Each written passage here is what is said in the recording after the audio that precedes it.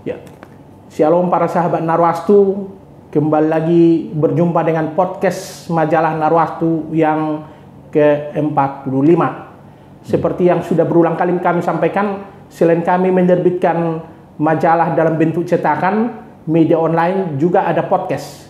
Tentu yang tampil di podcast ini adalah tokoh-tokoh atau figur-figur yang inspiratif, yang mampu memotivasi dan pernah masuk jadi tokoh Kristen inspiratif pilihan majalah Narwastu. Para sahabat Narwastu, kami berharap Bapak Ibu sekarang dalam keadaan sehat, penuh sukacita, dan dilindungi Tuhan. Dan saat ini kami berada di Rumah Sakit Umum UKI Universitas Kristen Indonesia Cawang, Jakarta. Kami mendatangi sahabat Narwastu, Bapak Pendeta Dr. Ruyandi Hustasoid, SPUMA. Kita nanti akan berbincang tentang banyak hal, termasuk masalah kesehatan, termasuk pelayanan, tentang pandemi COVID-19 yang sekarang sudah menjadi endemi di Indonesia. Juga kita akan bicara juga nanti tentang pengalaman atau pengamatan Pak Ruyandi tentang dunia politik. Apalagi beliau kita kenal juga pendiri Partai Damai Sejahtera yang pernah eksis di Gedung Senayan, Jakarta. Baik para sahabat, kita akan berbincang dengan beliau. Saya sapa beliau. Shalom Pak Ruyandi. Shalom Pak Condro Munte dan pimpinan redaksi majalah Narwastu. Ya, Bapak di tengah kesibukan yang luar biasa tetap fit dan sehat Pak ya? Iya, harus. Ya. Bapak sekarang umur kepala 7 tapi masih kelihatan energik. Iya, terima kasih. Iya. Pak, ini Bapak sekarang sudah menjadi Direktur Utama Rumah Sakit Umum UKI Cawang. Ya. Mungkin boleh Bapak cerita Pak, waktu kita podcast tahun yang lalu di sini Bapak belum Direktur Utama. Mungkin Bapak bisa cerita Pak kepada para sahabat Narwastu. Iya, saya sebenarnya rindu ya supaya Rumah Sakit UKI yang adalah rumah sakit pendidikan utama Fakultas Kedokteran UKI bisa mendidik secara langsung banyak calon-calon dokter yang kemudian jadi dokter. Dan ternyata kita bersyukur dari 2 hari yang lalu saya ada pertemuan dalam bentuk persatuan rumah sakit se-DKI. Ya. Ternyata di situ saya ketemu dengan banyak lulusan UKI atau alumni FK UKI dan mengatakan saya direktur ini di Jakarta. Jadi bersyukur kita di rumah sakit pendidikan yang bisa menghasilkan dokter-dokter. Karena itu tadinya saya tidak ada rencana untuk kebalik jadi dokter ya, karena sibuk dalam pelayanan. Tapi karena berapa kali saya datang melayani di sini, mereka bilang kembali dong dok, kembali dong. Apalagi waktu itu dokter urologinya nggak ada. Saya rasa, aduh, saya pernah dikirim menjadi belajar di Belanda oleh UKI. Saya rasa saya mesti balik. Waktu saya balik, saya bilang tujuan saya mendidik selain melayani pasien. Lalu tidak saya sadari, kepercayaan makin diberikan menjadi ketua komite medik. Begitu kita wawancara pertama, lalu 1-2 hal saya juga lihat tiba-tiba kekosongan kepemimpinan, saya diminta jadi PLT Direktur Utama. 4 bulan saya digantikan, tapi ternyata kosong lagi kepemimpinan, saya diminta jadi PLT. 2 kali PLT Pak? Iya. Saya siap saja, akhirnya mereka mungkin lihat apa yang saya buat, ya akhirnya diangkat jadi Direktur Utama. Gitu Pak ya? Definitif. Jadi Bapak tidak pernah menyangka Pak akan diminta kembali atau dipercaya kembali menjadi Direktur Utama? Enggak berpikir ke situ. Ya. Tapi gitu, kita kerja saja melayani kan, melakukan tugas, pembinaan dan sebagainya. Mereka ya dari atas kan yang lihat. Gitu Pak ya? Iya. Kemudian apa rencana Bapak dengan jabatan baru sebagai Direktur Utama untuk saat ini di Rumah Sakit Umum UKI Cawang ini Pak? Yang pertama, waktu saya dikasih tugas yaitu memenuhi peraturan daripada pemerintah untuk menjadikan rumah sakit ini 40% harus memenuhi rumah sakit yang memakai standar khusus, bukan standar khusus, standar yang berlaku, yaitu rumah sakit dengan standar ruang rawat standar, artinya satu ruang rawat nggak boleh lebih dari 4 dan melengkapi dengan gas mediknya dan perlengkapan lainnya. Jadi betul-betul mesti standar, sehingga kita menyelesaikan itu dalam waktu 3 bulan selesai. Begitu selesai, kami juga memasuki akreditasi untuk menjadi rumah sakit tipe B paripurna. Kita juga liwati itu, ya, bulan Juni dapat sertifikatnya. Dan baru kemarin, baru bulan ini kita menyelesaikan pendidikan rumah sakit pendidikan utama untuk Fakultas Kedokteran UKI, dan puji Tuhan juga dilalui. Jadi sementara kita terus membangun, kita juga harus mengikuti standar-standar ini. Dan ke depan ini, 6 bulan ke depan ini dan selanjutnya, kita sedang mempersiapkan diri untuk merayakan 50 tahun Rumah Sakit UKI. Gitu ya. Jadi betul-betul kita sepanjang tahun ini kayaknya tidak ada waktu untuk tidak membangun. Terus membangun. Sementara pelayanan mesti berjalan, sementara akreditasi juga mesti lulus. Gitu, sebab kalau kita tidak lulus, Rumah Sakit UKI nggak bisa menjadi rumah sakit pendidikan utama kalau nggak lulus tipe B. Gitu ya. Dan itu pengaruhnya nanti ke Fakultas Kedokteran dan gitu sebagainya, ya. Dan sebagainya. Iya. Pak Ruyandi, ya.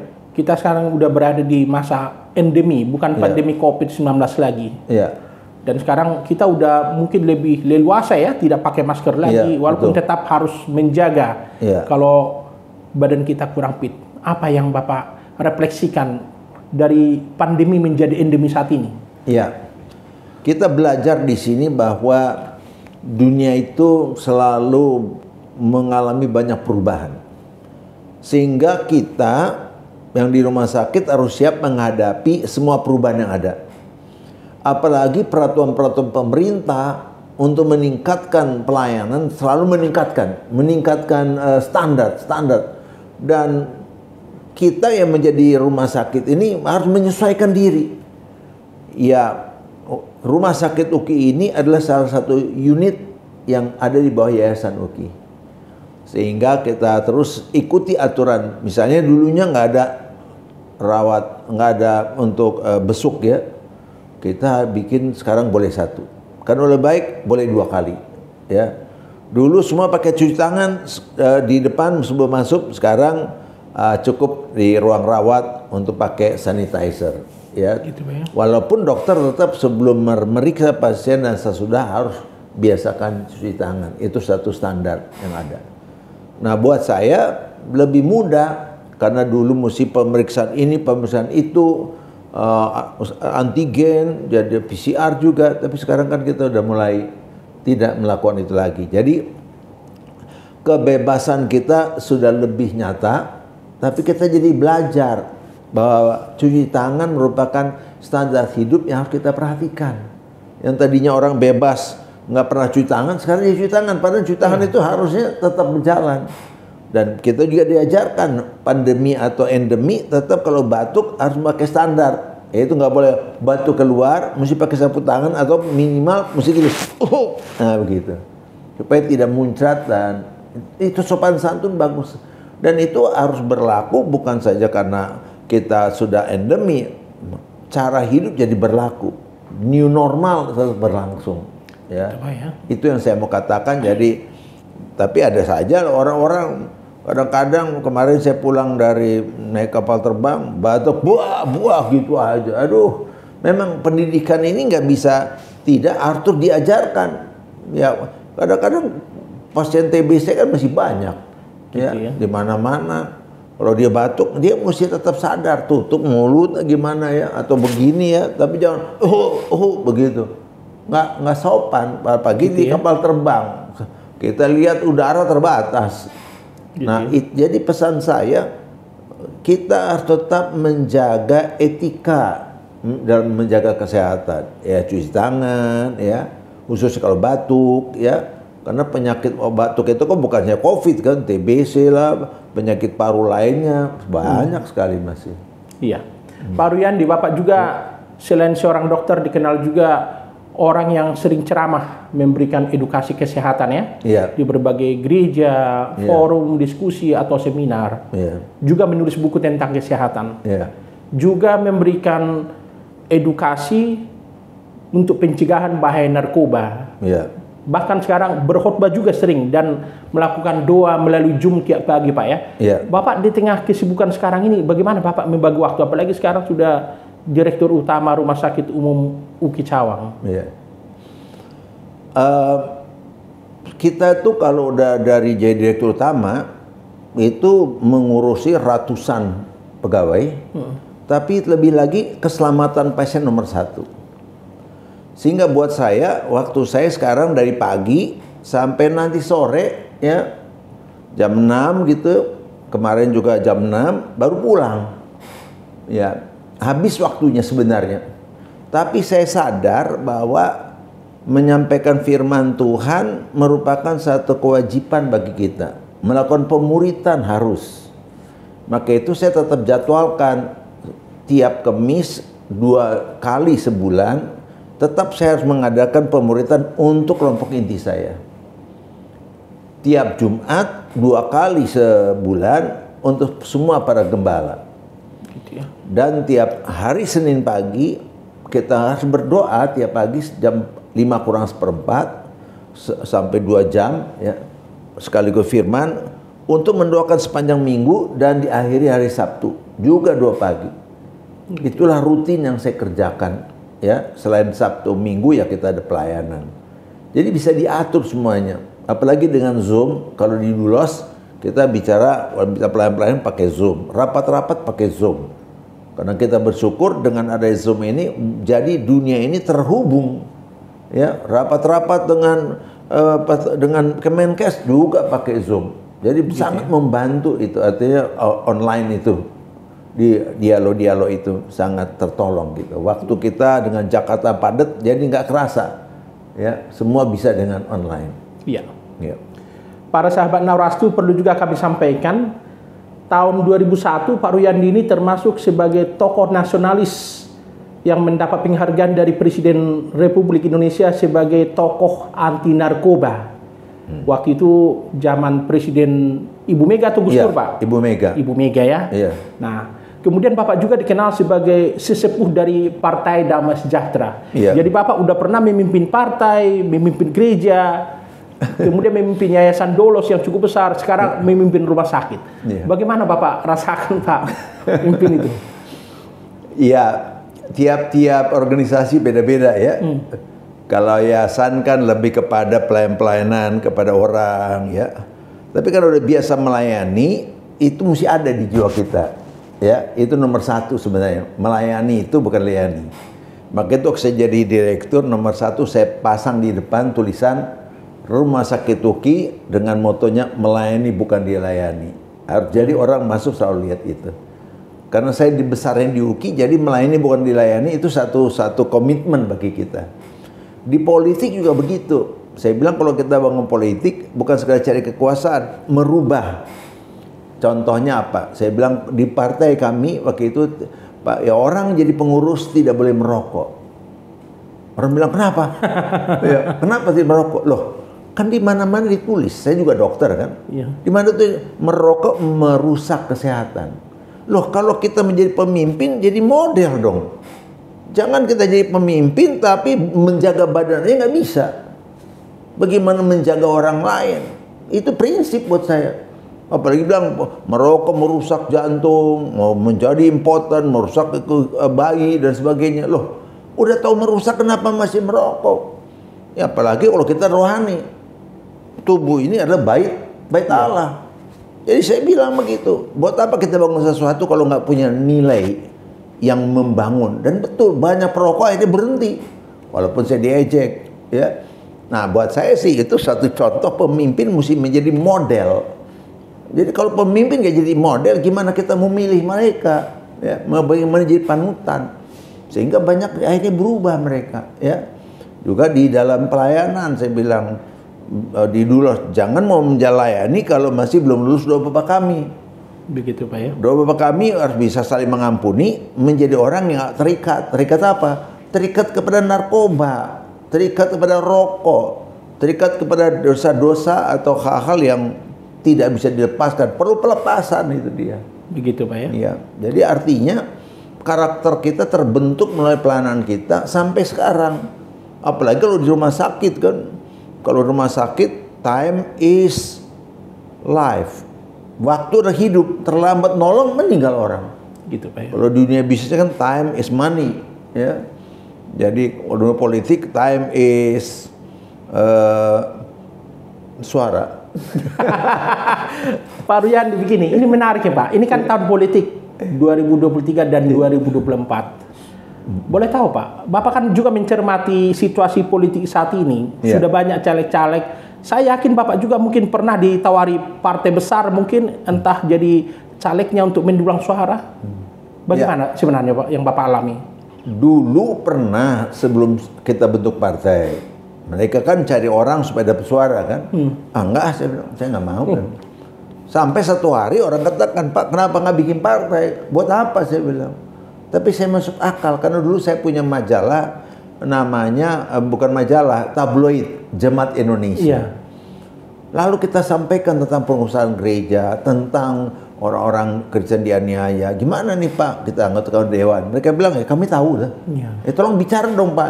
Ya tergantung pimpinan partai kami, kalau mereka nggak setuju nggak bisa katanya. Waduh, saya kaget di situ. Iya. Jadi saya bilang kalau gitu kita bikin lah. Dan betul, karena kita tujuannya baik untuk bisa menyuarakan kepentingan orang-orang yang yang terkebelakang atau yang termarginalisasi, ya kita bikin. Dan bersyukur akhirnya itu bisa menyuarakan. Jadi menjadi anggota dewan atau menjadi caleg itu adalah hal yang baik. Karena dia bisa menyuarakan orang-orang yang ada di bawahnya, yang dia bawa. Nggak baik kalau orang itu hanya dieksploitasi, setelah menang dia lupa, itu nggak boleh. Jadi kita harus tahu bahwa orang yang di bawah kita itu telah memilih kita dengan harapan apa. Maka itu kita, kenapa dalam partai politik itu ada waktu-waktu di mana mereka harus terjun ke bawah untuk melihat kekurangan apa, ya. Apa jalannya rusak kan di daerahnya, apakah sekolahnya nggak baik, apa rumah sakitnya, itu disuarakan dan dia bisa berjuang untuk kepentingan daerahnya. Kalau semua anggota dewan berjuang untuk kepentingan daerahnya, dia akan dipilih lagi, dipilih lagi, karena mereka bilang apa yang jadi kami butuhkan, kekurangan kami, kebutuhan kami diperjuangkan. Jadi itu bukan saling beli mobil baru, rumah baru, ya. Itu namanya dia hanya memanfaatkan konstituen saja. Gitu ya. Iya. Pak Ruyandi, kita ingat PDS dengan segala kelebihan dan kekurangannya, pernah dikenang sebagai partai yang punya praksi di DPR RI. Betul. Bagaimana dulu kader-kader Bapak? Masih sering komunikasi dengan Bapak atau Bapak bikin paguyubannya? Ya, kita punya ada satu WA group. Ya, di situ kita banyak tuh pikiran. Bagus juga. Walau mereka di partai lain, ada PDIP, ada yang di PSI, ada yang di Perindo. Kami itu jadi kayaknya punya hubungan loh, ya. Terus gimana kamu ini, gimana saling ketawa gitu, saling membela ini. Oh kamu dukung siapa calon presiden, yang ini kenapa begini? Wah ramai. Jadi kita tuh nggak berhenti untuk tetap berhubungan, ya. Bagaimana kita tetap punya pikiran kita ini untuk tidak diam. Disampaikan di situ, di antara mereka akan diskusi, kadang-kadang ramai, kadang-kadang ketawa saya ikut. Tapi artinya apa? Mereka ngerti bahwa berpolitik itu adalah menyampaikan segala sesuatu yang baik. Ya. Jadi harus dilatih itu semua. Walaupun mereka juga ada di partai lain, jadi anggota dewan, ya, tapi tetap di kita tuh rasanya keluarga gitu. Begitu ya. Jadi keluarga itu. Ya. Bapak masih sering kumpulin mereka Pak gitu? Ajak bertemu? 1-2 kali waktu menghadapi gimana nih peran kita untuk calon presiden siapa, supaya kita bersuara, ya. Boleh tahu Pak, siapa aja yang Bapak ajak itu berdiskusi tukar pikiran itu? Iya, mantan-mantan anggota dewan dan pengurus-pengurus di PP ya. Dan mereka, saya senang mereka tetap aktif dalam pelayanan ya, tetap aktif dalam pemikirannya ya. Jadi kita suka tanya jawab gitu. Ya, Pak Nino, Pak Karol Kadang ya, yang masih terus aktif ya, Pak Denny Teu, Pak Sahat, yang ya, Pak Ferry, semua memberikan pendapatnya dan positif, memberikan tulisan, memberikan cuplikan apa lah gitu. Jadi kami tuh walaupun partainya tidak eksis di pemilu, walaupun tetap eksis di Dephukam tetap ada, tapi kita tidak merasa kita ini satu keluarga. Jadi walaupun bercanda serang-serangan, diakhirkan, kita jadi satu. Begitu Pak ya. Bagus. Jadi tidak ada permusuhan, tidak ada kebencian. Begitu dan Pak ya. kita diajar bebas untuk berpendapat dan akhirnya kita tetap bersahabat gitu. Iya. Pak Ruyandi, ini sekarang tahun politik 2023 dan menjelang 2024. Sekarang kan banyak caleg yang tadinya katakanlah tidak pernah masuk ke gereja, minta dukungan ke para pimpinan gereja. Jadi sekarang ada istilah caleg itu minta dukungan doa politik. Bagaimana Bapak melihat? Bapak juga, saya yakin Bapak juga pasti didatangi juga. Iya. Jadi ada beberapa anggota calon kan memperkenalkan diri ya, karena selama ini nggak pernah terjun kan. Iya. Ya paling saya harus akui dan saya merasakan itu hal yang perlu mereka sampaikan. Saya tanya apa visi mereka. Jadi Bapak juga masih memberikan edukasi politik ya ke mereka? Iya. Apa tujuan mereka? Kalau kalian mau maju gini saya ajarin ya. Kalian mesti lihat dulu visinya apa. Ya jangan masuk partai nggak tahu visinya apa ya. Dan kalau ada visinya apa, syarat masuk partai itu mesti dikenal. Jadi kalian datang ke sini perkenalkan diri itu bagus. Biarlah kita memilih orang yang kita nggak kenal. Walaupun kita belum tahu hasilnya pemilihan ini tertutup atau terbuka ya. Ya artinya kalau tertutup kan semua ditentukan oleh partai politik. Kalau sekarang sudah proporsional terbuka Pak? Sudah terbuka. Ya. Ya, kalau terbuka berarti ya bagus. Jadi siapa yang berprestasi itu yang maju. Walaupun kenapa partai politik nggak senang, karena yang kadang-kadang terkenal bukan orang politik tapi karena figur ya.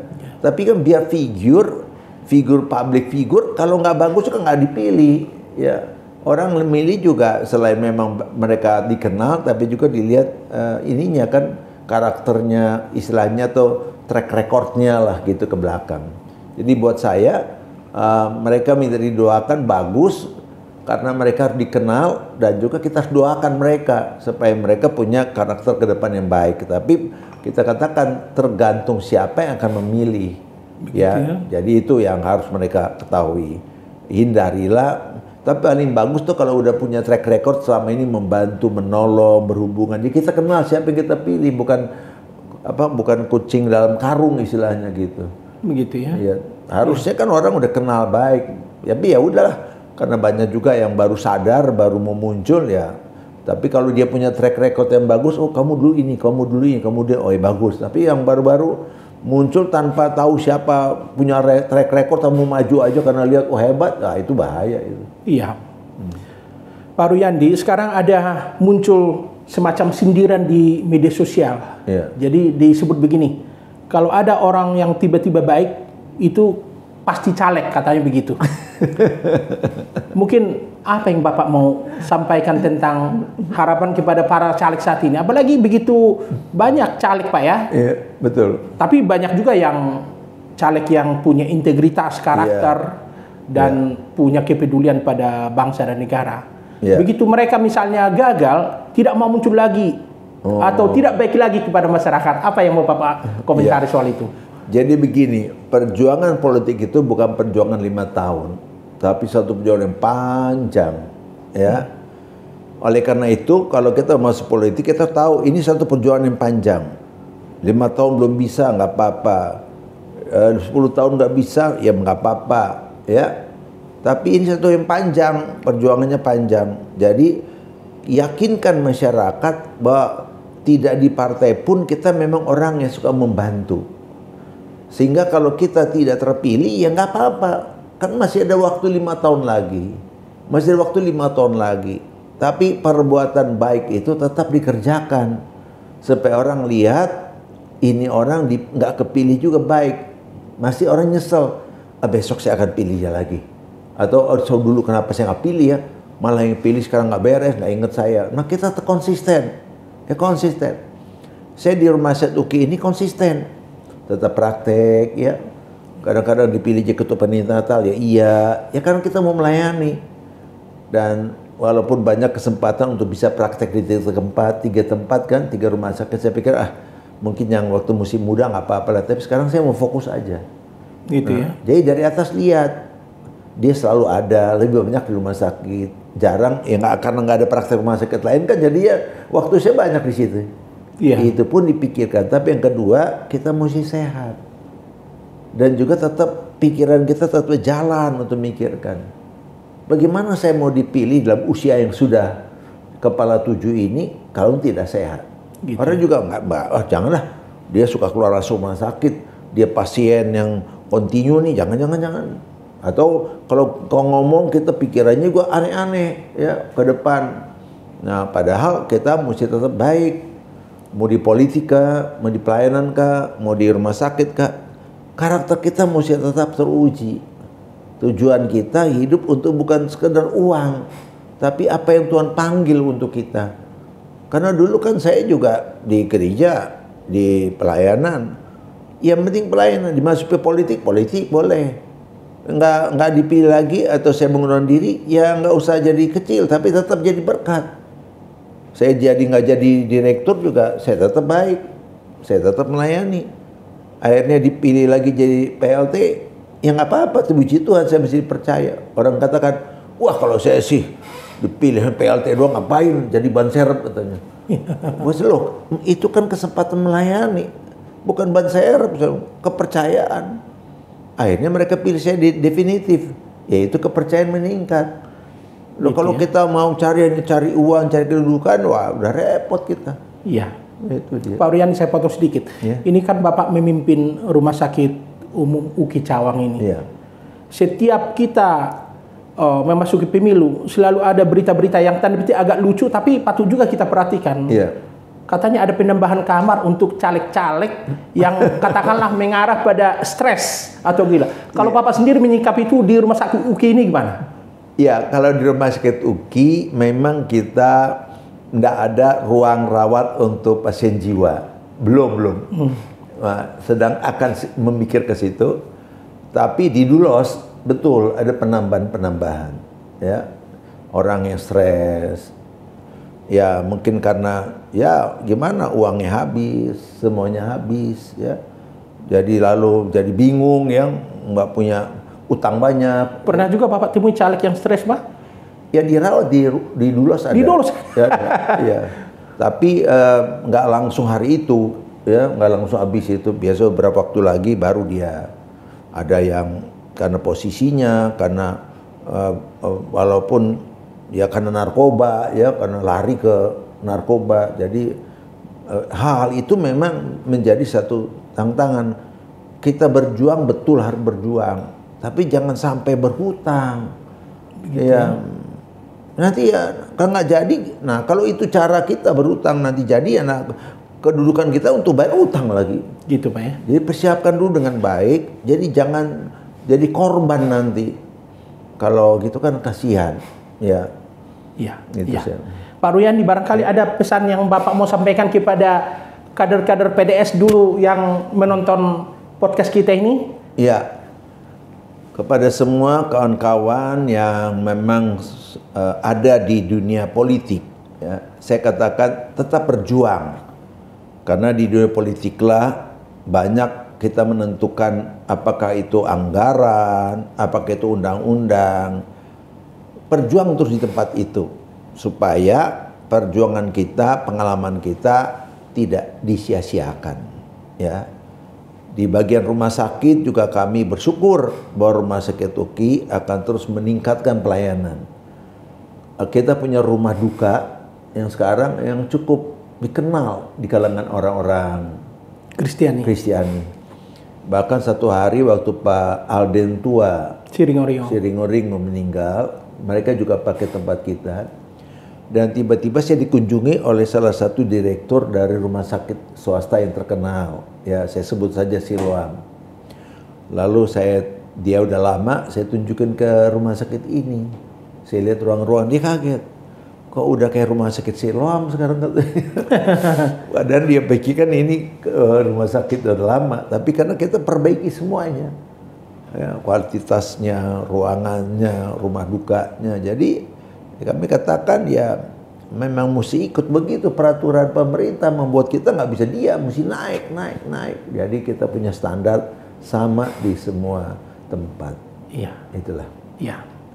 Baik para sahabat Narwastu, itulah perbincangan yang cukup menginspirasi, cukup menarik dengan tokoh senior kita, Bapak Pendeta Dr. Ruyandi Hutasoit. Beliau ini sahabat lama kami ketika beliau masih memimpin PDS mulai tahun 2001. Beliau juga sudah sering mengisi pemberitaan di majalah Narwastu yang ada di hadapan kita. Kiranya perbincangan ini menjadi sesuatu yang bermanfaat bagi para sahabat Narwastu. Pak Ruyandi, terima kasih Pak atas kesempatan yang diberikan kepada kami untuk bisa berbincang. Akhirnya kami mohon diri. Shalom, salam sehat, salam kasih Narwastu, dan Tuhan memberkati Indonesia. Amin.